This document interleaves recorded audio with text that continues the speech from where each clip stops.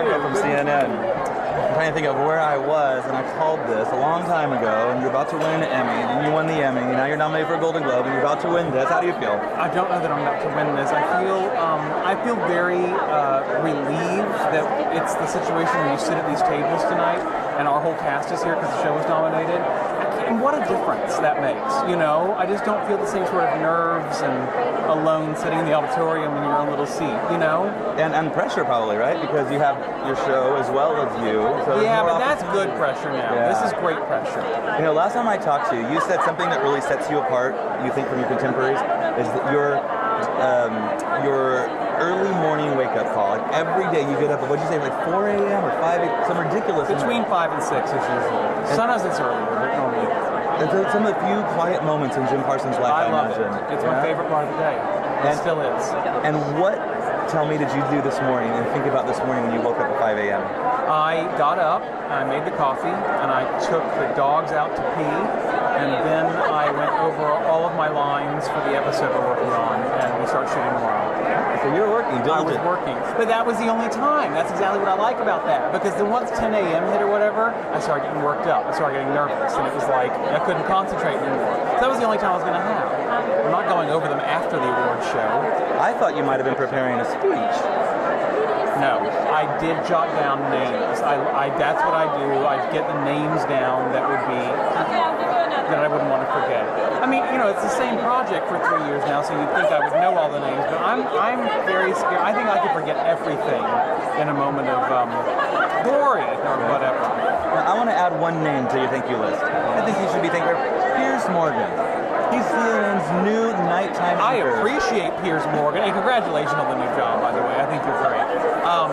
If I get up there tonight, I'm doubting I'm going to remember to say your name, Piers, and I'm sorry in advance. Well, at least you apologize. And I was honest with you. I'm not going to lie to you. Not about that. Now, if Piers was to do a show and have the cast and Big Bang on and you as well, would that be exciting? I think it would be very exciting. And what sorts of things would you want him to talk to you about? I'm not going to dictate Piers' show to him. What does Piers want to talk about? You know. Don't get too personal. It's rude. You're kind of the king of, I don't want to say nerds because that seems like a really I would never take that in a judgmental Oh, good. Yeah. Well, for the men of the world and women of the world who love getting really into the specifics, into the details, you're a shining light on primetime television once a week. Thank you. What is the craziest thing that some Letty fan has come up and said or asked of you? None of it's been too off-putting. The only thing that's off-putting to me personally is I feel like a disappointment when I don't ever know what we're talking about to such a degree that I could have a conversation about it later. You know, in the same way some of the lines just kind of go out of your head once the episode's taped. Some of the concepts, like Schrodinger's cat is a big one. I don't know, there was something about a cat in a box with a vial of poison or something. Is it better like... I mean, maybe that's general enough for conversation, but you know what I mean? So it's that kind of thing where somebody approaches me with something I talked about on the show, scientifically speaking, and I'm like, so. What's really going on? Hey, if it's not in the script, it's not your responsibility. Thank you. All right, last question. Yes. Catch you in the shower tomorrow morning, very early morning.